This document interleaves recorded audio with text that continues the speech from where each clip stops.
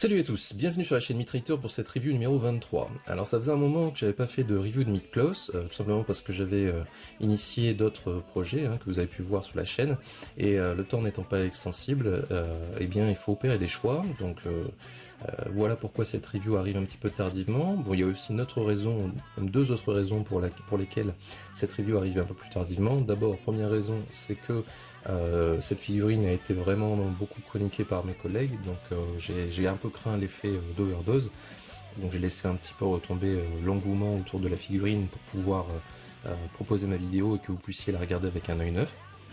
Et deuxième raison, eh bien c'est un peu plus technique, c'est pour un souci que j'ai eu au niveau de cette figurine que j'évoquerai tout à l'heure au montage. Alors, l'angle que j'ai choisi pour cette review va être simplement le comparatif entre la version IX, donc de ce général du Pacifique Sud, à savoir Lyo de Silla, face donc à la version classique que vous avez à droite. Alors si je choisis évidemment cet angle, c'est simplement parce que, encore une fois, j'ai l'habitude de comparer pour vous montrer les évolutions et les différences. Donc là, ça m'a paru pertinent de prendre comme point de départ la version classique, tout simplement parce qu'elle est quand même plutôt réussie. Je dirais même plus que c'est l'une des plus réussies au niveau de la gamme classique. Et puis, il faut garder également à l'esprit qu'il y a de nouveaux collectionneurs qui n'ont pas forcément les moyens de se lancer dans la gamme IX et qui seront, à mon avis, heureux de voir quels sont les points positifs de cette version classique et quelles sont les évolutions qu'apporte la version IX. Donc voilà pour ce qui est de l'angle que je vais choisir pour cette review. Et donc on va commencer, comme d'habitude, par le packaging. Donc là, je ne vais pas faire beaucoup de temps là-dessus, simplement pour vous souligner que l'approche entre les deux a des similitudes et aussi des différences. D'abord, au niveau des similitudes, eh bien, vous voyez que le personnage en armure a exactement la même position, donc il s'agit vraiment pour Bandai ici de marquer une continuité par rapport à la gamme classique. Maintenant la différence, eh bien le personnage de l'animé sur la version classique est une illustration un petit peu plus symbolique de Silla au niveau de l'IX. La différence entre les deux étant due, rappelez-vous, au fait que Bandai entre temps a perdu les droits d'utiliser les images de l'animé sur ses boîtes. Donc voilà pourquoi maintenant vous n'avez plus ces illustrations d'Araki Shingo qui étaient quand même très jolies et qui ne sont plus reprises sur le format IX. Et ça c'est quelque chose que vous retrouvez sur toute la gamme. Bon, bien évidemment vous avez vu aussi que le logo a viré au bleu dans l'intervalle, puisque là c'était l'ancien logo. Donc voilà pour ce qui est de la façade. Vous voyez que sur le côté on a le même choix, donc à savoir représenter le totem. À l'arrière, eh bien, on a des différences qui sont dues au fait qu'il y a plus de visages dans la version IX. Donc, vous voyez que là, on est simplement condamné à vous montrer le visage casqué et non casqué. Alors, il y a une différence au niveau de la pose principale. Vous voyez que on a une pose qui est quand même assez similaire, mais ils ont choisi de redresser ici les ailes, ce qui donne un peu plus de dynamisme à la pose. Et enfin, donc la dernière tranche, eh bien, vous voyez que là où on avait le totem sur la Pandora de la classique, on a ici le personnage en armure dans une pose d'attaque. Pour ce qui est également des différences, pour ceux qui découvrent la gamme classique, eh bien n'oubliez pas que sur la gamme classique, nous avions une boîte de type ouverture papillon, comme ceci, qui laissait apparaître le personnage et son armure. Alors, ça va me donner l'occasion de vous faire une petite précision, c'est que je vais opérer un tout petit peu différemment au niveau de ce comparatif par rapport à d'habitude, c'est que la comparaison que je vais faire des pièces d'armure, et même du personnage d'ailleurs, va se faire au fur et à mesure du montage. Je ne vais pas vous montrer les pièces en individuel sur table, d'abord parce que, à mon avis, c'est moins nécessaire que quand compare deux modèles vraiment très similaires pour vous montrer les petites différences qu'il peut y avoir. Là, il y a quand même d'assez grosses différences qui sont visibles très nettement, même quand c'est sur le personnage. Ensuite, d'un point de vue un peu plus pratique, cette figurine-là, je l'avais déjà montée, donc je ne vais pas la redémonter, surtout que au niveau du montage, c'est pas forcément évident. Donc je vais vous montrer les points de comparaison au fur et à mesure que je vais monter celle-ci. Alors au niveau des blisters, je vais pas pouvoir vous montrer dans le détail donc, les blisters de la classique, encore une fois parce que la figurine est déjà montée, même si je vais vous montrer le blister de la classique pour les mains tout à l'heure. Donc au niveau de l'IX, on a 3 blisters, le blister principal donc, qui contient le personnage, que je vais vous montrer en détail. Donc vous voyez que Bandai nous a fourni 4 visages au total. Bon, ce qui est bien, mais pas non plus exceptionnel. Ils ont déjà fait pire, hein, ils nous ont déjà fourni 3 visages, avec le visage neutre au total. Ici donc 4, et surtout l'important c'est que le choix est bon. C'est-à-dire qu'on a à la fois le visage neutre bien évidemment, mais on a aussi des visages utiles, c'est-à-dire le visage d'attaque, bouche ouverte, un visage avec le petit sourire narquois, hein, qui montre à quel point ce personnage est condescendant, et puis le visage aux yeux fermés. Donc ils n'ont pas été super généreux sur les visages, mais en tout cas ils ont fait le bon choix. Donc, ensuite on a comme d'habitude les mains et les protège-mains qui sont au nombre de 4. Donc voilà pour ce personnage principal qui, comme vous le voyez déjà, est très très bien réussi du point de vue du visage. Voilà pour ce blister principal. On a ensuite donc les principales pièces d'armure.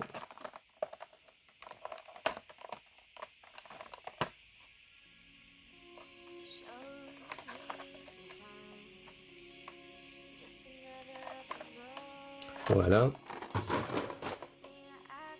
Et puis le dernier blister qui contient les pièces du totem.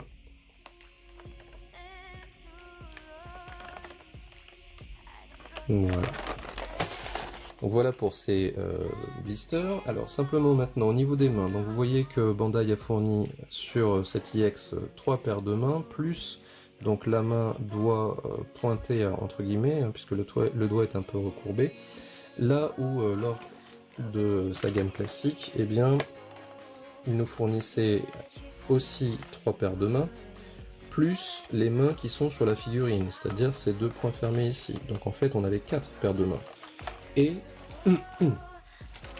le doigt avec l'index un peu qui pointe. Donc là, on a perdu finalement une paire de mains au passage. Remarquez que ce nombre réduit de mains est une tendance qu'a initié Bandai déjà sur la figurine précédente de cette gamme, c'est-à-dire Krishna, où on avait là aussi seulement 3 paires de mains, alors que ce n'était pas le cas pour la figurine précédente, hein, puisque ceci est le blister de Kraken, et vous voyez le nombre conséquent de mains ici. Alors ce qu'il faut bien savoir, c'est que ces mains sont compatibles entre les figurines, simplement il faut prendre garde à ce que le tempo des doigts soit à peu près pareil, et c'est à peu près le cas. C'est-à-dire que si vous voulez être un petit peu plus original dans vos posings, eh bien dites-vous que vous pouvez très bien utiliser les mains de Kraken pour pallier le manque de mains de Scylla. Donc ça c'est une bonne chose à savoir. Voilà donc pour ces blisters, on va passer au montage comparatif.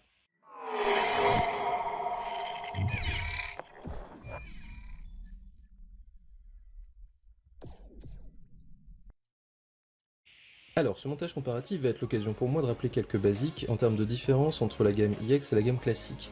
D'abord, première différence qui saute aux yeux, eh bien c'est une différence de hauteur, puisque vous voyez que la gamme iX est un peu plus grande que la gamme classique. Alors ici, c'est pas super marqué sur cette figurine en particulier, mais c'est davantage le cas sur d'autres figurines, notamment sur les Gold Saints.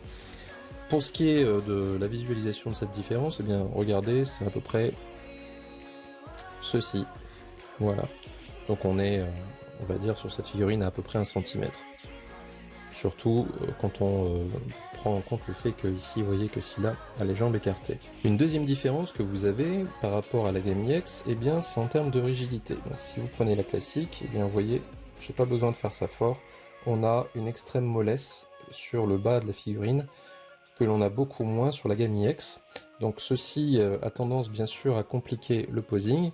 Alors ici pour cette pose neutre vous voyez que ça va, il n'y a pas mort d'homme, mais dès que vous passez dans un posing un peu plus élaboré, eh bien avec une classique vous allez avoir énormément de mal, sauf à rigidifier soit avec de la colle ou avec de la pâte à fixe comme je vous l'ai déjà montré dans les tutos.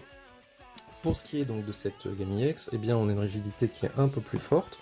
Maintenant, j'ai regardé un peu les revues des collègues et personne n'a souligné de problème de rigidité. Tout le monde a priori était à peu près content. Bon, alors moi je suis content sur la rigidité du haut du personnage. Il n'y a pas de souci, c'est bien rigide. Par contre, au niveau du bas de la figurine, eh bien, pour moi c'est quand même pas super rigide. On a une certaine mollesse, je trouve. Donc j'ai pas l'impression que Bandai améliore énormément sa rigidité par rapport aux figurines précédentes. Alors ça a été le cas pour certaines, mais là pour ce style-là, j'ai l'impression qu'on retombe à nouveau vers des corps qui ne sont pas super rigides. Bon, en dehors de ça, le corps est de qualité. Donc voilà pour ce qui est de la rigidité. Je vais maintenant procéder au montage de Scylla EX. Je vais garder cette figurine de Scylla classique sur le fond et puis je vais l'amener au premier plan au fur et à mesure pour vous montrer les différences avec la Gamme EX. Avant de démarrer le montage, un mot sur la pose que j'ai choisie pour ce Scylla classique, que je vais essayer de reproduire au mieux sur le Scylla EX. C'est la pose à peu près qui était sur la boîte tout à l'heure, et c'est aussi la pose qui apparaîtra sur les illustrations que je vais utiliser. D'ailleurs, je vais en profiter encore une fois pour dire un grand merci à mon camarade Dave Kay qui m'a fourni ces images. Donc comme ça, la comparaison sera plus simple pour vous avec les images que je mettrai en insert. Allez, on attaque ce montage. Alors, que puis-je vous dire sur Yo de Scylla qui n'a pas encore été dit? Alors d'abord, que ce Yo est un Chilien, et c'est l'un des rares donc, représentants du continent américain. Chilien, ce qui explique d'ailleurs peut-être ces iris marrons, qui sont aussi assez rares dans la série Saint Seiya, puisque les personnages ont en général plutôt les yeux bleus ou les yeux verts. Et puis peut-être aussi sa chevelure haute en couleur. Donc c'est le gardien du Pacifique Sud, donc un des 7 généraux des mers, donc ça je pense que vous le savez très bien. Et c'est un personnage qui est quand même assez marqué par son androgynie, autant dans son aspect bien évidemment, que dans la créature mythologique qu'il représente, mais également dans son prénom. Alors je vais pas vous la faire détailler, mais son prénom Yo, ça vient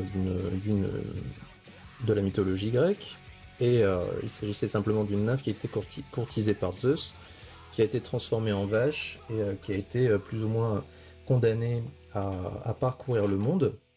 C'est d'ailleurs de ce nom Yo que vient le nom la mer ionienne, qui est la mer qui sépare l'Italie de la Grèce. Et c'est également de cette légende qui est arrivé le nom du détroit du Bosphore, le détroit du Bosphore, qui veut dire littéralement gué des vaches. Voilà pour ce qui est de l'origine de ce nom.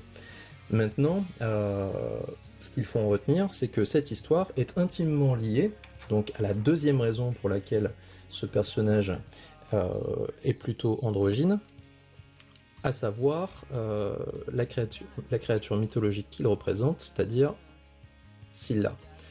Alors, Scylla, c'est évidemment le monstre que vous connaissez, mais bon, maintenant on peut dire que Kurumada il a pris quelques libertés, puisque il s'agit pas en fait d'une nymphe qui était, on va dire, en équipe avec six créatures, pardon, mais il s'agissait d'une nymphe, effectivement, qui a été transformée par la magicienne Circé en créature monstrueuse, mais pas du tout avec des animaux qui viendraient lui venir en aide pour capturer les marins et les dévorer, mais plutôt une créature monstrueuse qui avait 6 têtes.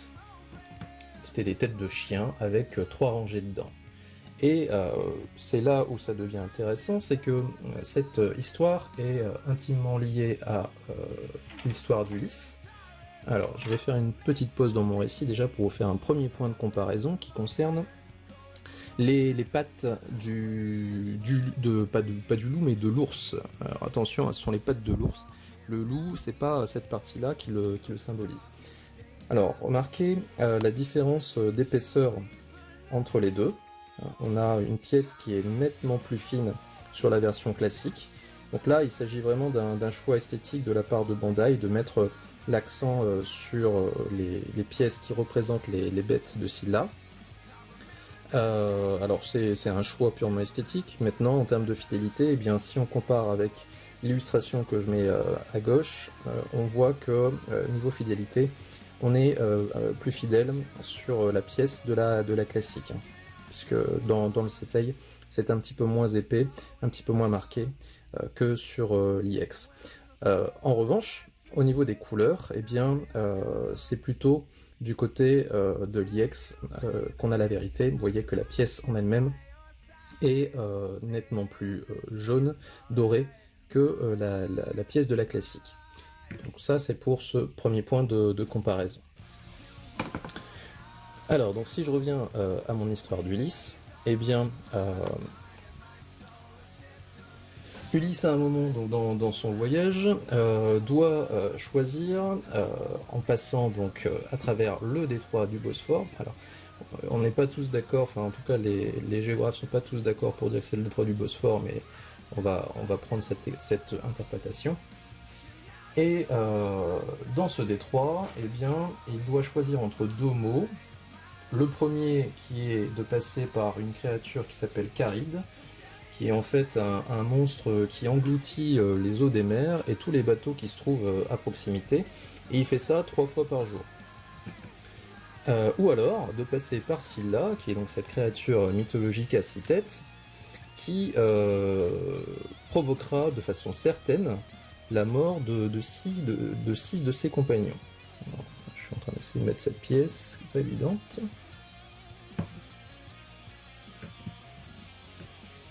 Comme ça, voilà.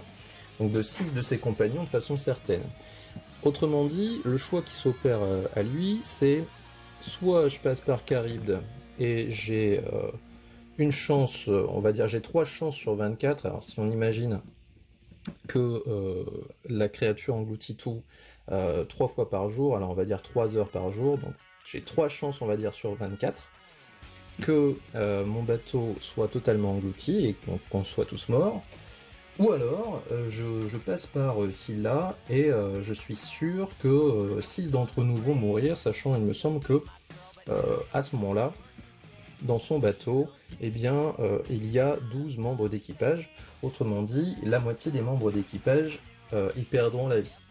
Et pour la petite histoire, eh bien, Ulysse fait le choix de passer par Scylla pour éviter que tout le monde, enfin en tout cas pour ne pas prendre le risque que tout le monde y passe. Alors, comment on met cette pièce ?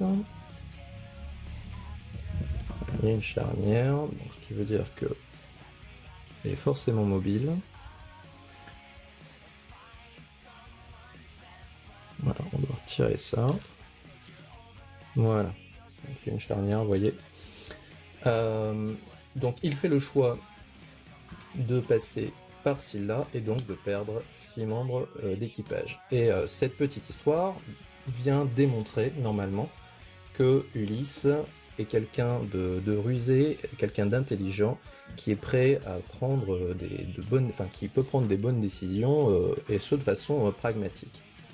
Néanmoins, alors moi qui suis, qui était féru à un moment de poker et donc de probabilité, eh bien je me suis un petit peu amusé à calculer ce qu'on appelle l'espérance de gain. Alors pour ceux qui jouent au poker, c'est ce qu'on appelle l'expected value des 2 propositions qui nous étaient faites.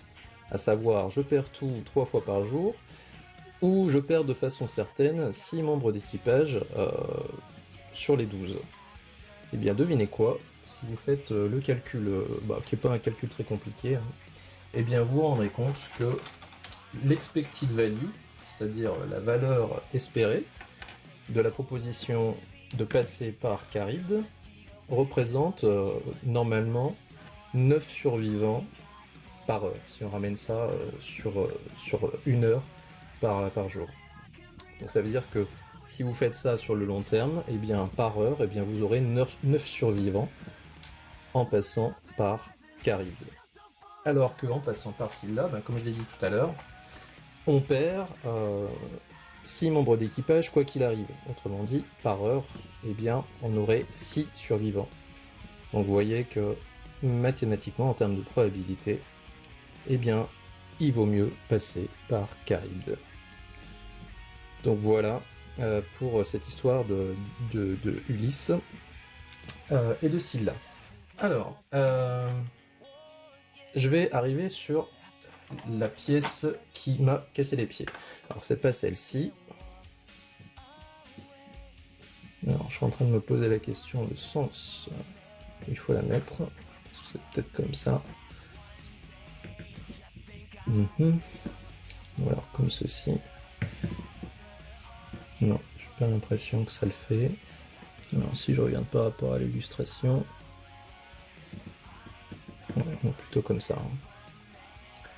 Ouais, non, ça c'est la partie qui me plaît pas beaucoup parce qu'on voit quand même pas mal les articulations. Voilà. Alors, le petit souci que moi j'ai eu, eh bien, alors ici, vous voyez que cette pièce-là, a priori, n'a pas de problème. Et pourtant, alors si vous comparez par rapport à l'illustration de gauche, eh bien vous verrez que j'avais ici un petit débord à l'intérieur, un petit débord métallique, qui m'empêchait complètement de rentrer la pièce, comme je vais le faire là maintenant, sur le bras. Je ne pouvais pas du tout enfoncer cette pièce-là. Donc j'ai dû faire comme l'a fait l'ami Aiolos Davy, c'est-à-dire j'ai dû jouer un peu de la lime pour pouvoir gratter cette pièce-là et pour pouvoir maintenant être capable de l'enfoncer. Mais originellement, je ne le pouvais pas. Donc là, gros carton rouge à Bandai. La figurine est jolie, pas à dire. Maintenant, on ne peut pas tout pardonner non plus. Quand on doit payer cette figurine qui vaut au départ 120 balles en précommande, et puis qui maintenant dépasse allègrement les 200 balles, eh bien on est en droit d'espérer d'avoir une figurine parfaite. Or, là, c'est un gros problème de contrôle de qualité qui est vraiment passé inaperçu. Alors si j'étais le seul à en être victime, à la limite, mais apparemment, je ne suis pas le seul. Déjà, Aiolos Davy l'a eu. Il y en a d'autres également qui l'ont eu. Donc là, attention Bandai, faut quand même pas exagérer. On est prêt à y mettre le prix, mais dans ce cas-là, il faut que ce soit parfait. Parce que là, vraiment...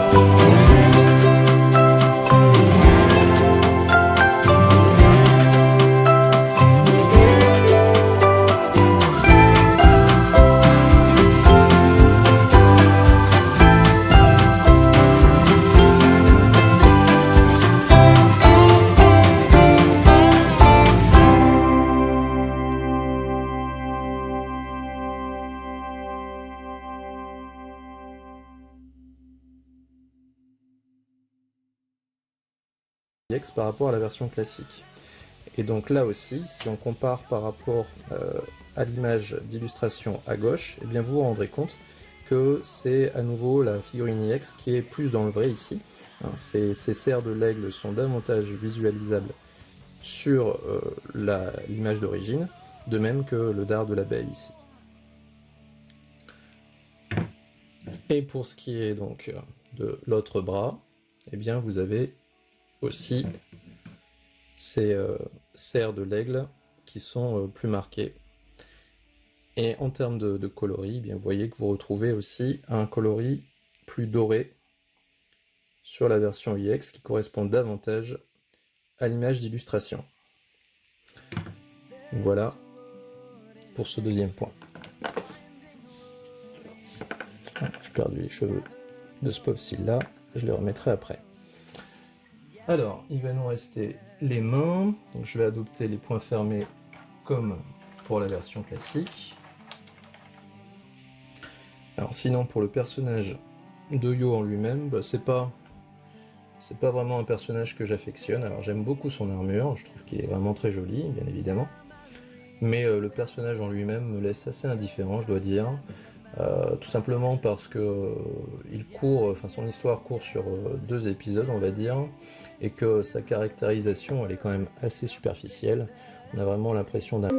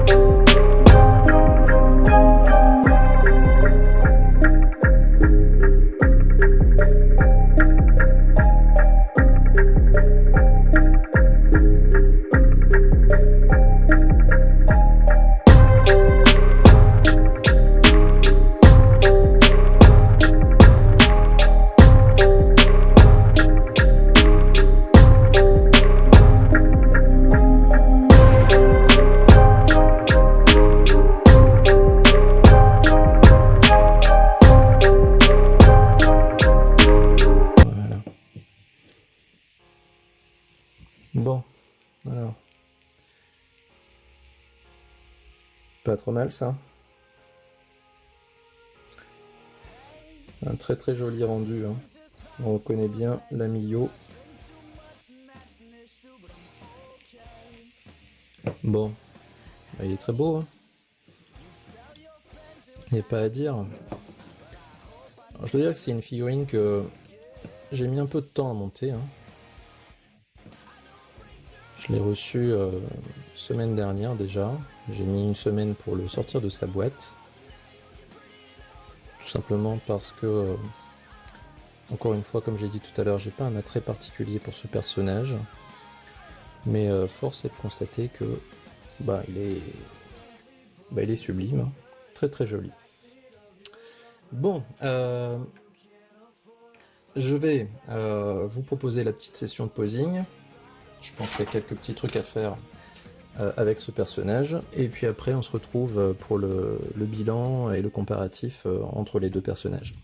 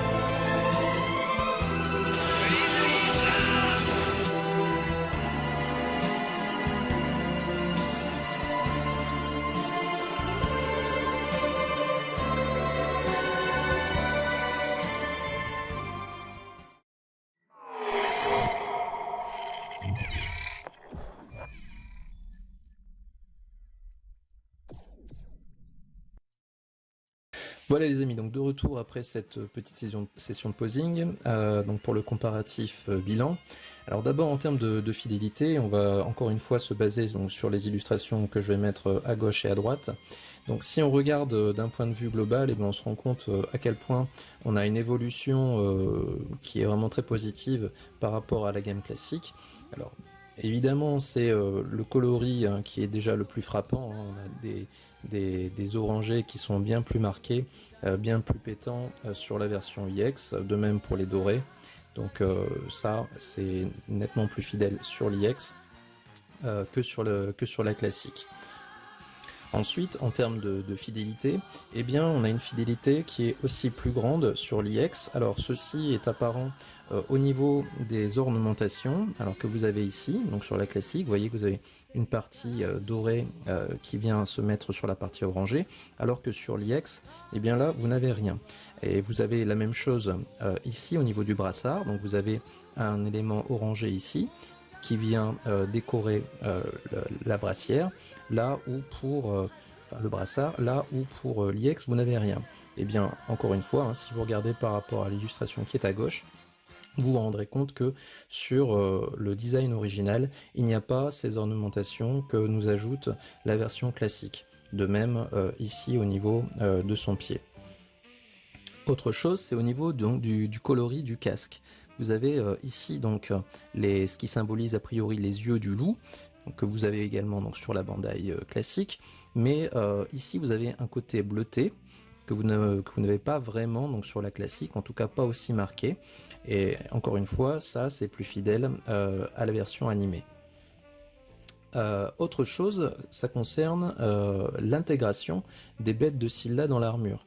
Donc vous avez bien entendu ces bêtes là qui sont représentées sur la classique, mais c'est un peu comme si c'était quelque chose que vous venez greffer sur l'armure sans que ce soit vraiment intégré. Donc vous voyez notamment c'est nettement visible ici sur la brassière de la classique, hein. On a un écart entre la pièce qui vient se poser donc, sur la brassière qui elle est métallique alors que cette pièce est plastique, que vous retrouvez beaucoup moins sur la version IX. Donc vous voyez notamment qu'elle vient épouser la brassière là où sur la classique vous avez une limite franche. Donc on peut vraiment dire hein, que cette figurine EX est une belle évolution par rapport à une figurine classique qui était pourtant déjà très réussie, mais là vous voyez vraiment les points positifs que celle-ci apporte par rapport à la gamme classique. Alors maintenant, est-elle pour autant parfaite? Alors il y a quelques petites choses hein, qui me gênaient au départ et qui maintenant que je vois la figurine devant moi, ont tendance à un peu moins me gêner.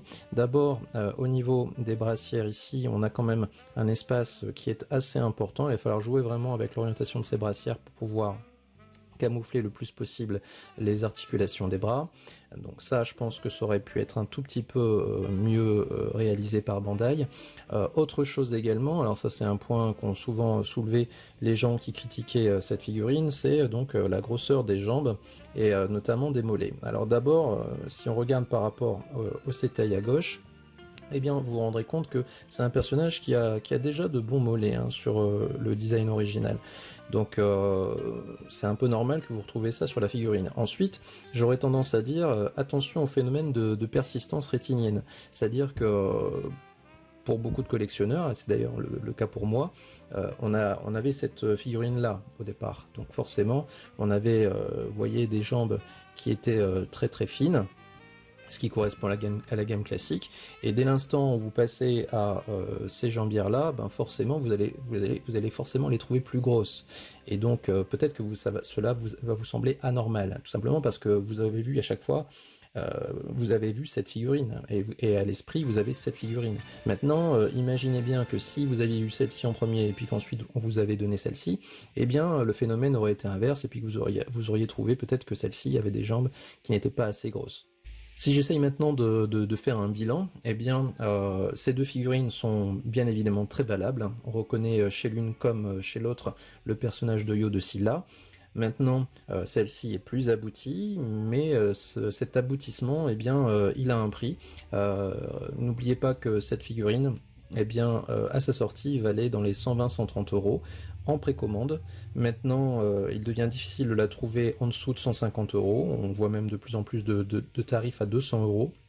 Donc si vous n'en avez pas fait encore l'acquisition et puis que vous démarrez la collection de Saint Seiya, eh bien vous aurez du mal à réaliser la totalité de cet arc à moindre frais.